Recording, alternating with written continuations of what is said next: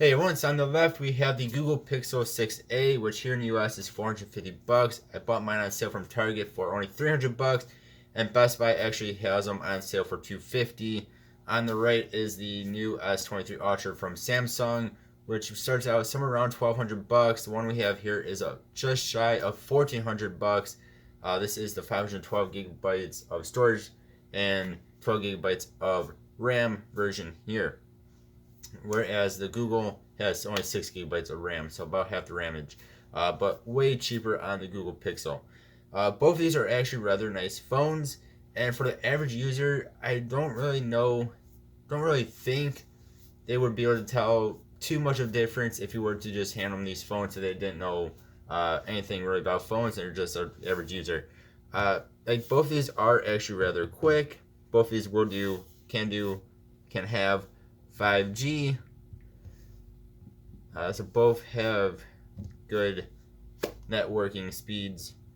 I mean, yes, it is of course gonna be a bit slower with the Google Pixel, as it is still rocking the Tensor, the first generation Tensor chip, where of course the Ultra here has the Snapdragon 8 Gen 2, and it's also a little bit more quicker for the Samsung. But like you can see here, I mean, Best Buy is a little bit of a heavier website, more than other websites are, and it isn't that much quicker. I mean, you can see it's a split second faster. You click on the pictures here, is a tiny bit faster. I do want to mention too, this is 6.8 inches. This is 6.1. This screen is actually rather dark. I had the brightness up quite a bit. It's up probably over 3/4 of the way, where here's about half of the way. Like this is, I don't know how I hit that. This is a pretty dark screen, so if you don't turn your brightness up quite a bit, it can be hard to see it, especially if you're like outside or something.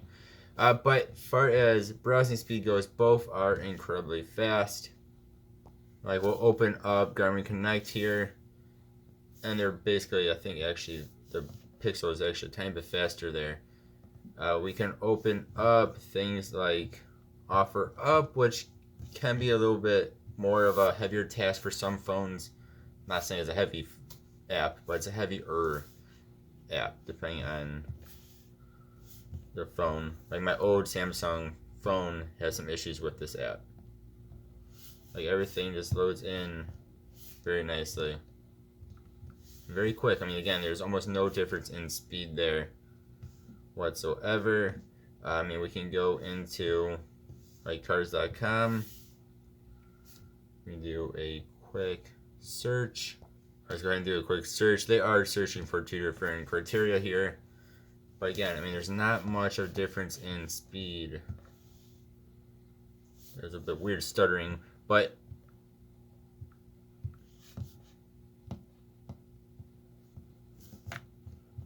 you can see there's really not much difference here on speed. If we can even do this with this, and you see both are keeping up just fine, except for me moving the phones around.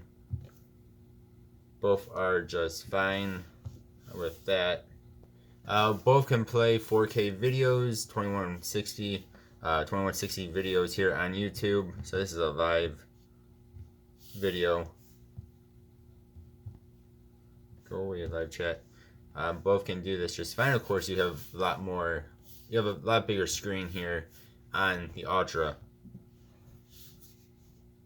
But again, both look really good. But here you can tell, well, I can tell these in person. When it's side by side, this screen is quite a bit brighter, even though the brightness is less than what the Pixel 6a is sitting at right now, but the screen itself is actually brighter. But both look really good. And both are, as you can hopefully tell here, neither are struggling with this. Neither of these phones have expandable storage on them. Neither of these phones have headphone jacks in them. But of course, you can get some even cheaper phones that actually do have those things, which is kind of crazy, including some Samsung devices that actually have both those things. But then both of these have USB Type-C. Both of these have two speakers. They both sound really good. I think the Ultra actually sounds a bit better, but I think the Google actually gets a bit louder, which is a little bit weird. both of these look really, really good. I mean, if you're just looking at these things face down, I don't know if the average person that does not know one phone from another would know which one's the Samsung, which one is the Google. Unless they knew, the size differences here. But I think they both look really good. Of course, you do have to get a bit more bezel here on the Google. At least that's more noticeable than it is on the Samsung.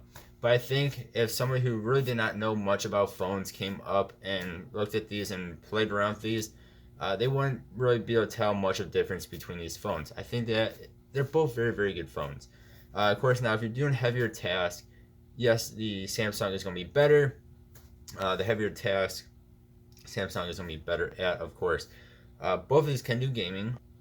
But again, of course, the Ultra is going to be able to do heavier games a bit better than the Google.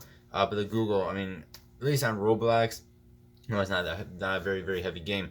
But you can play Roblox, any of the games I've thrown at it in max graphics with no issue. Now, if you get into more heavier games, maybe some like Genshin Impact, something like that, you might have a little bit.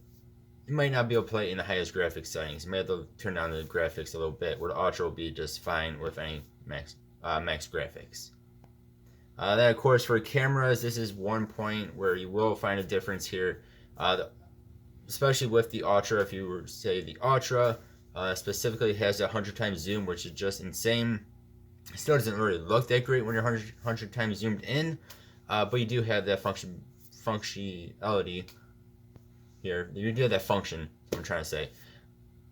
But both of these do actually have rather decent cameras, but of course the Samsung is going to be better.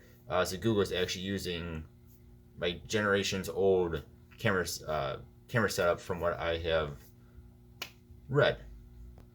But my whole point to this video is if somebody is just I'm just not saying average user, just an average person looking at phones, they do not know anything really about a phone except for they want a phone that is good, they would be happy with either of these options here.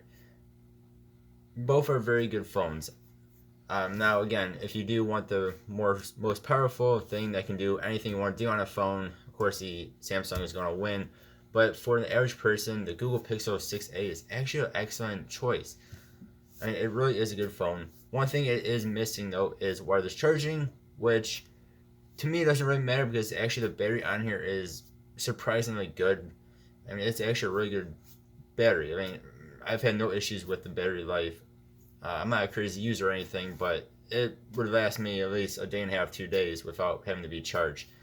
So to me, like, wireless charging on that wouldn't matter because you're not going to be killing the battery unless you are a heavy user.